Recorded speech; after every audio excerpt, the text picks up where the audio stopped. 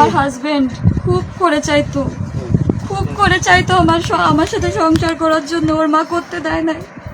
আমি ওর মায়ের হাতে পায়েও পড়ছি যে আমাদের অন্তত এবার একটু স্পেস দেন। সে দেয় নাই। সে বলে আমি মানুষ করেছি আমার ছেলেকে, সেই 34 বছর বয়সী একটা ছেলেকে বাচ্চা ছেলের মতো সে 2.5 বছর ধরে সে ট্রিট করতেছে। তার ঘুম থেকে ওঠা থেকে শুরু করে রাত্রে ঘুমোতে যাওয়া অবধি সে তো পুলিশে ছিল, তারপরে ডিফেন্সের র্যাবে আসছে।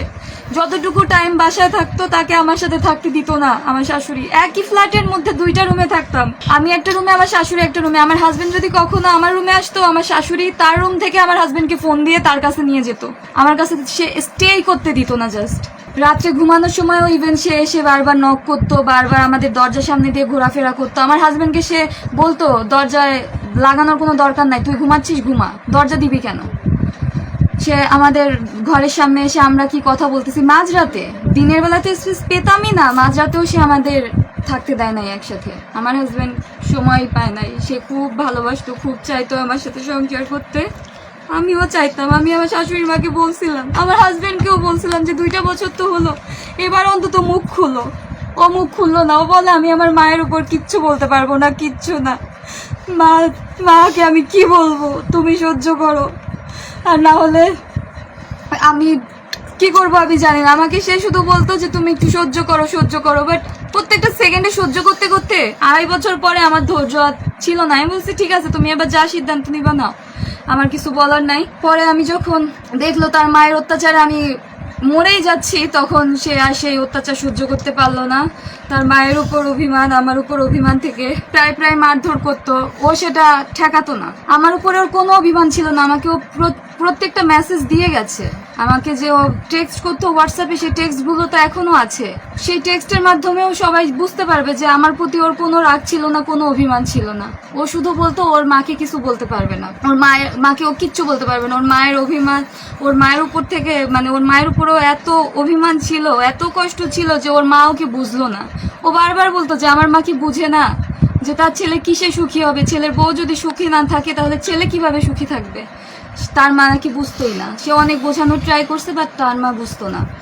এক পর্যায়ে তার মা যখন আমাকে ডিভোর্সের জন্য, তার মা লোভী ছিল, সে বলতো যে যৌতুকের জন্য যে গহনা টাকা বাড়ি গাড়ি দিবে তার ছেলেকে, সেরকম মেয়ের সাথে সে তার ছেলেকে বিয়ে দিতে চায়।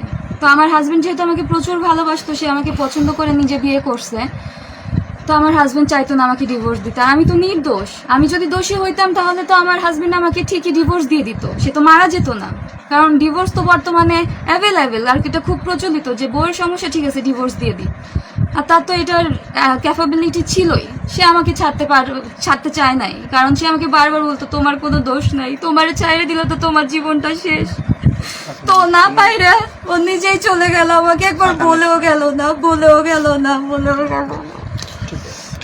তাকে প্রচন্ড মানসিক যন্ত্রণা দিত আমাকে। সে আমাকে ফোনে মেসেজ দিয়েছিল, মানে 2.5 বছর ধরে তো যেহেতু চলতেছে, সে আমাকে মাঝে মধ্যেই টেক্সট করতো যে দেখছো তো আমার মায়ের কি অত্যাচার তোমার উপর বেড়ে যাচ্ছে, বা তোমাকে আমি প্যাম্পার করতে পারতেছি না আমার মায়ের কারণে, আমার মা এরকম করতেছে, আমি তো বুঝতেছি, কিন্তু আমি আমার মাকে কিছু বলতে পারবো না, কারণ আমার মা আমাকে সেই রাইটটা দেয় নাই। মানে তার মাকে যে সে কিছু বলবে সেই রাইটটাও তার মা তাকে দেয় নাই। আর সে ছিল প্রচন্ড মাতৃভক্ত ছেলে, মানে আমার হাজবেন্ডের মতো মাতৃভক্ত বা ভক্তি আমি এই পৃথিবীর কাউকে দেখি নাই, ইভেন কেউ দেখে নাই, কেউ না। তো সে তার মাকেও কিছু বলতে পারতেছিল না। তার মা যেহেতু আমাকে ডিভোর্সের জন্য চাপ দিচ্ছিল, তো সে এটাও চাচ্ছিল না, কারণ সে আমাকে প্রচন্ড ভালোবাসতো। আর সে আমাকে ডিভোর্স দিবে, আমি তো নির্দোষ, সে জানতো যে আমার ওয়াইফ নির্দোষ, ওর কোনো দোষ নাই। তো একটা নির্দোষ মেয়েকে সে ডিভোর্স না দিয়ে, আর সে দেখলো যখন যে আমি সুইসাইডাল হয়ে গেছি অলরেডি, তো সে দেখতেছে যে আমার মা ওকে বাঁচতে